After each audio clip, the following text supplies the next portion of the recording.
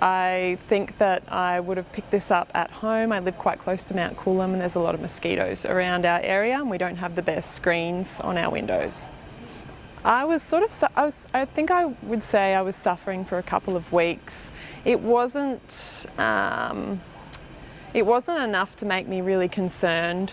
So I just kind of struggled through it for a couple of weeks, and then we went on a camping trip quite remotely, so I didn't have access to any medical services, and that's when my symptoms really progressed and I was feeling really, really unwell, probably for about 2 weeks, which was the whole length of my camping trip.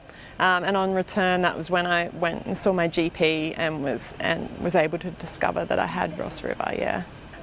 So I really just had to nut it out. There wasn't too much I could do about it. The symptoms did go on for a couple of months, and I do find even now, 12 months later, I do have sort of recurring joint pain and fatigue. I think when I'm battling other viruses that I might pick up from the kids, I do get a resurgence in my symptoms. So yeah, it is something that I'm still dealing with 12 months later. Yeah, it wasn't something I knew too much about. I think we all know tales of somebody who's had Ross River, but it wasn't until I'd had it myself that I realised how much it could impact somebody if they did have a severe case, and I feel like I might have had one of the more severe cases, seeing as the symptoms are still ongoing.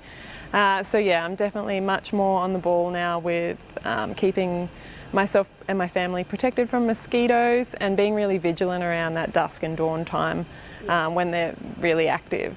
Yeah, I've also installed a series of fly screens throughout my home as well, as just another layer of protection.